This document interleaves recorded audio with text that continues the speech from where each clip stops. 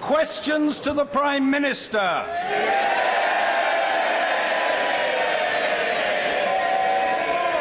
Mr. Danny Kinahan. Question 1, please, Mr. Speaker. Thank you, Mr. Speaker. I know the whole House will join me in congratulating Andy Murray, Heather Watson, Jordan Wiley, Gordon Reid and Alfie Hewitt on their stunning success at Wimbledon. Mr. Speaker, this morning I had meetings with ministerial colleagues and others. Other than one meeting this afternoon with Her Majesty the Queen, the diary for the rest of my day is remarkably light. Danny Kinahan.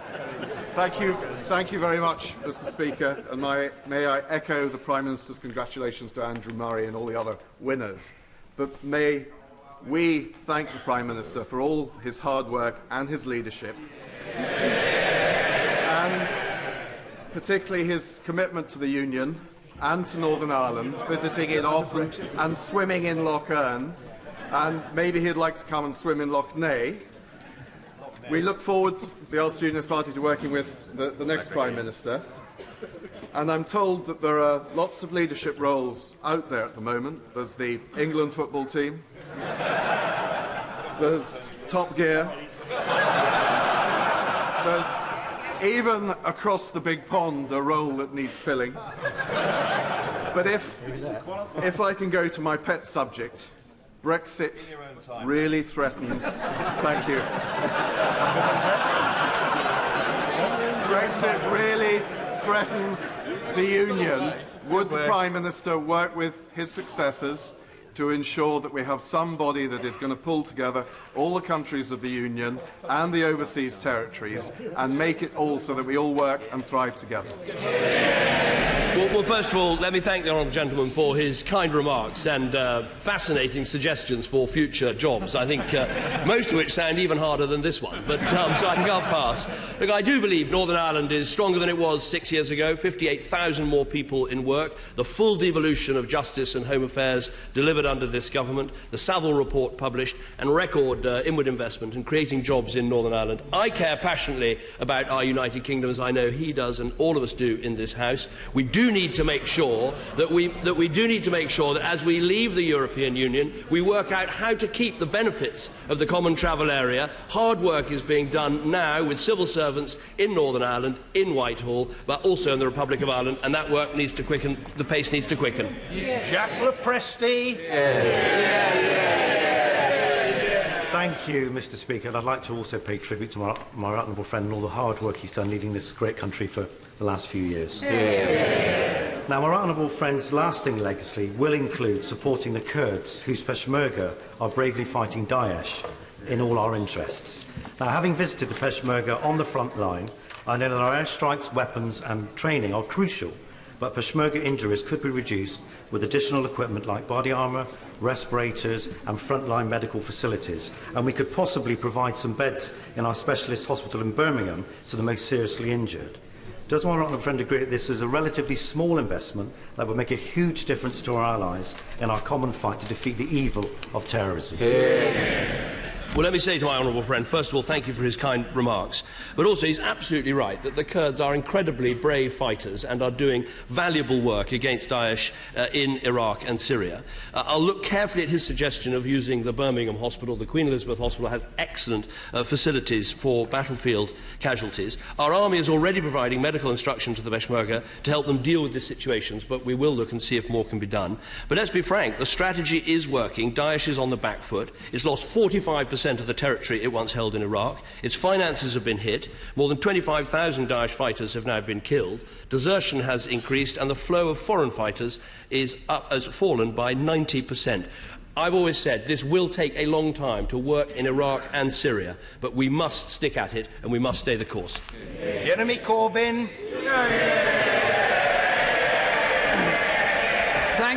Thank you, Mr. Speaker. Could I start by joining the Prime Minister in paying tribute to the British winners at Wimbledon, Andy Murray, Heather Watson, Jordana Wiley, Alfie Hewitt and Gordon Reid. And also, I think it would be nice if we congratulated Serena Williams on her fantastic achievement as well.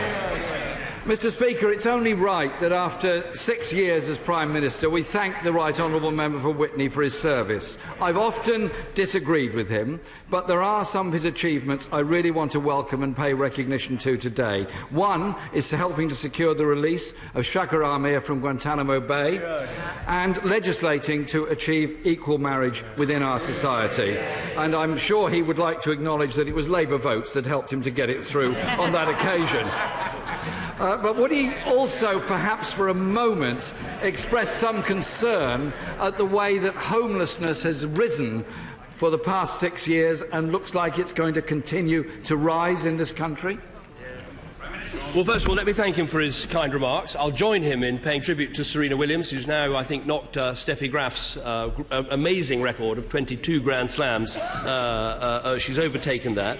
Can I thank him for what he said about Shakar Amir? That was a case that this government raised again and again with the US government, and we're pleased that it's been resolved. I'd also thank him for what he said about equal marriage. There are 30,000 gay people in our country who in the last 6 years have been able to get married, and I think that is real progress. I'll never forget the day, actually, in number 10, when one of the people who works very close to the front door said to me, I'm not that interested in politics, Mr Cameron, but because of something your lot have done, I'm able to marry the person I've loved all my life this weekend. And that was, there are many amazing moments in this job, but that actually was one of my favourites. As for homelessness, it is still 10% below the peak that we saw under Labour, but the key is building more homes. We have built 700,000 homes since I became Prime Minister, but now we need to quicken the pace on that. But the key to building more homes is, yes, programmes like Help to Buy, yes, the reforms to the planning system, but the absolute key is a strong economy. Jeremy Corbyn. Mr Speaker, I've been listening carefully to what the Home Secretary's been saying over the last few days, and she said it's harder than ever for young people to buy their first house. So does the Prime Minister think this is because of record-low house building, or his government's apparent belief that £450,000 is an affordable starter home? Well, first of all, let me say at the dispatch box how warmly I congratulate the Home Secretary on becoming leader of the Conservative Party. And when it comes to women Prime Ministers, I'm very pleased to be able to say pretty soon it's going to be 2-0. And not a pink bus in sight, Mr Speaker. Now, on the issue of housing and homelessness, as I said, 700,000 homes have been delivered. He asks about this issue of affordability, which is absolutely key. When I became Prime Minister, because of what had happened to the mortgage market, a first-time buyer often needed to have as much as £30,000 to put a deposit down. Because of the combination of Help to Buy and shared ownership, some people are actually able to get on the housing ladder now with a deposit of as little as £2,000. And with the low mortgage rates as well, and the new houses we're building, we're making good progress. Jeremy Corbyn. Mr Speaker, the malaise seems a little deeper still. The Home Secretary said, so that it really, talking of the economy, she said, so that it really does work for everyone, because it's apparent to anyone in touch with the real world that people do not feel our economy works that way. Isn't she right that too many people in too many places in Britain feel their economy has been destroyed in towns they're in because the industries have gone, there are levels of high unemployment or underemployment and a deep sense of malaise? Don't we all need to address that question? Well, if we're going to talk about the economic record, let's get the facts straight. We've cut the deficit by 2/3. There are 2.5 million more people in work in our country. There's almost 1 million more businesses. 2.9 million apprenticeships have been trained under this government. And when it comes to poverty, 300,000 fewer people in relative poverty, 100,000 fewer children in relative poverty. And to be accused of sloth in delivery by the right honourable gentleman, let's just take the last week. We both have been having these leadership elections. We got on with it. We've had resignation, nomination, competition and coronation. They haven't even decided what the rules are yet.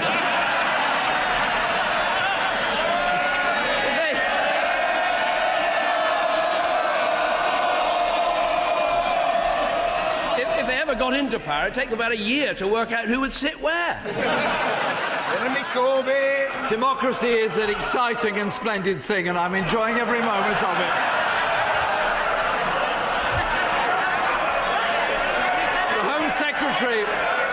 Secretary, Mr. Speaker, was talking of the economy. The Home Secretary, again, she said, many people find themselves exploited by unscrupulous bosses. I can't imagine who she's referring to.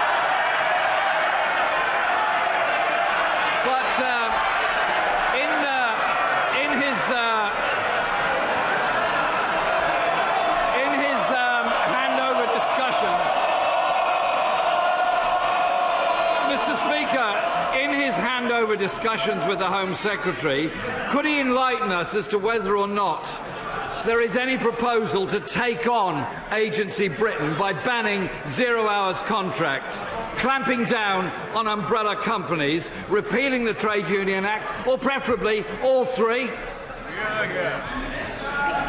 Well, he's right that democracy is a splendid thing. I have to agree with him about that. Let me answer very directly on exploitation in the workplace. It's this government that, for the first time, has introduced a national living wage. That is a huge change. It's this government that has massively increased the power of the Gangmasters Licensing Authority. There are record fines for businesses that don't pay the minimum wage, and much more policing and prosecutions taking place. All of those things have changed under this government. And as for zero-hours contracts, they account for less than 1 in 40 people in work.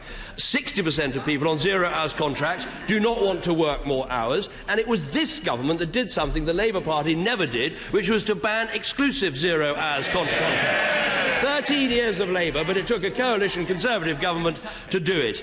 Let me say something to him about the democratic process of leadership elections, because I did say a couple of weeks ago that I thought it was... I have to say I'm beginning to admire his tenacity. He is reminding me of the Black Knight in Monty Python's Holy Grail. He's been kicked so many times, but he says, keep going, it's only a flesh wound. I admire that.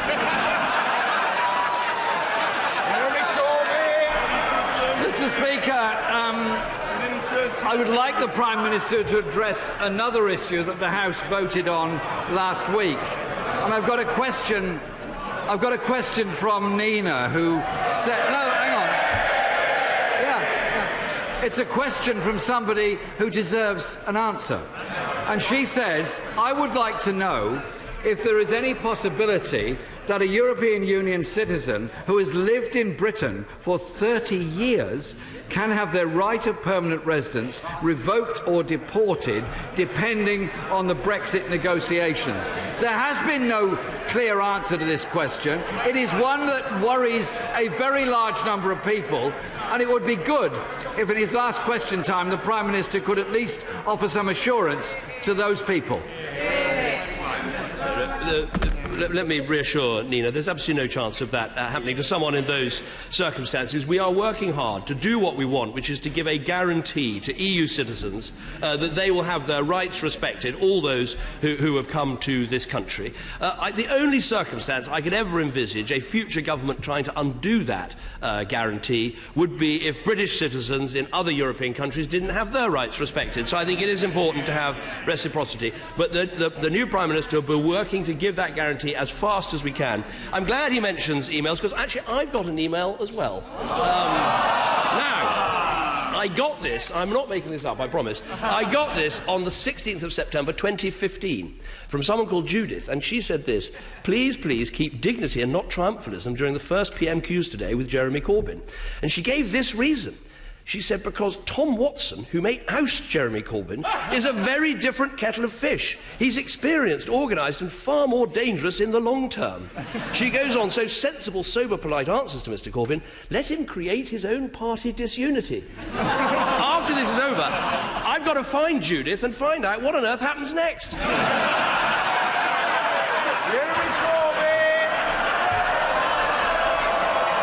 Mr Speaker, I've had the pleasure of asking the Prime Minister 179 questions. And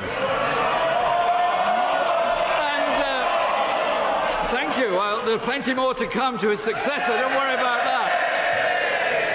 But before I ask him the last question, could I just put it on record and wish him well as he leaves this office, and also to wish his family well, Samantha and their children, because I think we should all recognise that whilst many of us really do enjoy our jobs and our political life, it's the loved ones nearest to us and our families that actually make enormous sacrifices that we may be able to do this. So I'd also like him to pass on my thanks to his mum for her advice about ties in suits and songs.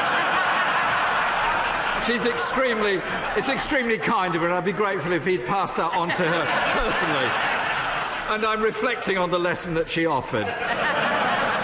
But I've got one rumour that I want him to deal with. There's a rumour going round that his departure has been carefully choreographed so he can slip seamlessly into the vacancy created this morning on Strictly by Len Goodman's departure. Is that his next career? I don't really have a passe double, so no, I can promise that is not the case. Let me say to him, first of all, thank you for the kind remarks and the good wishes to my amazing wife Samantha and my lovely children who are all watching from the gallery today. He's absolutely right. The pressure is often bears hardest on those we love around us in these jobs, and let me send my best wishes to his family as well. I've done a bit of research, Mr. Speaker. I have addressed 5,500 questions from this dispatch box. I'll leave it for others to work out how many I've answered. Because of your belief in letting everyone have their say, I think I've done a record of 92 hours of statements from this dispatch box, as well as some very enjoyable liaison committee appearances and other things. I will certainly send his good wishes back to my mother. He seems to have taken her advice and is looking absolutely splendid today. But it gives me the opportunity to put a rumour to rest as well, even more serious than the Strictly Come Dancing one. And he'll appreciate this because El Gato, his cat, is particularly famous. And the rumour that somehow I don't love Larry. I do. And I have photographic evidence to prove it. Sadly, I can't take Larry with me. He belongs to the house and the staff love him very much, as do I.